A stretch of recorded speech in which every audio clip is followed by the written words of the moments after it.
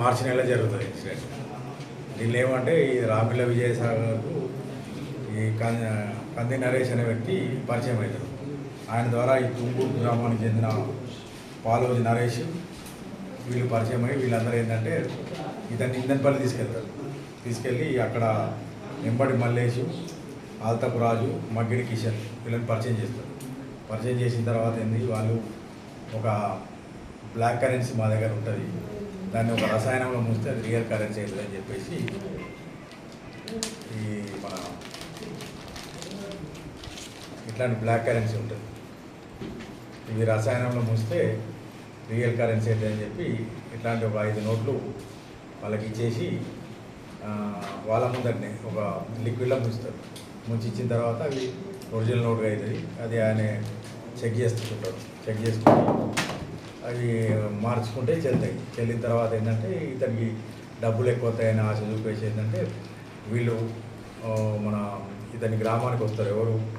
ఈ కంది నరేషు, పాలప్ శ్రీనివాసు, ఆల్తపు రాజు, కడెం మండలానికి చెందిన నర్సింగాపూర్కి చెందిన బియ్యాల నవీను, మగ్గిడి కిషన్లు, ఎంబడి మల్లేషు ఒక ఆటో కార్లో ఇక్కడ వీళ్ళ గ్రామానికి వచ్చి ఈయన దగ్గర 7 లక్షల రూపాయలు క్యాష్ తీసుకొని దానికి బదులుగా ఈ 35 లక్షల రూపాయలు ఏదో బ్లాక్ కరెన్సీ పేరు మీద మార్చినాయి 35 లక్షలు 7 లక్షలకు బదులు ఇస్తామని కోటిలింగాలు రమ్మంటే ఇద్దరు కోటిలింగాలు వెళ్తారు.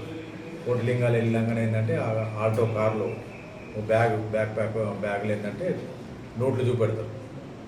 ఇవన్నీ మార్చినాం అని చూపెట్టి ఈలోపు ఆ బ్యాగు ఈయన తీసుకునే క్రమంలో ఏంటంటే ఇద్దరు రాజశేఖర్ను కార్తీక్ అనే వ్యక్తి మోటార్ సైకిల్ మీద వస్తారు. మోటార్ సైకిల్ మీద వచ్చి అరే ఇక్కడ మీరు ఏంద్రా ఏం చేస్తున్నారు పోలీసు వాళ్ళు ఆయన చేయగానే వీళ్ళు పోలీసు వాళ్ళు వచ్చిందని చెప్పగానే ఏంటంటే ఆ బ్యాగు మేము మాట్లాడదాం ఆయనతోటి మేము మేనేజ్ చేసుకుంటామని చెప్పేసి ఈయన దూరం పోమని చెప్పి వాళ్ళతో మాట్లాడి అందరు కలిసి కార్లో పరారైపోతారు ఆ బ్యాగ్తో సహా.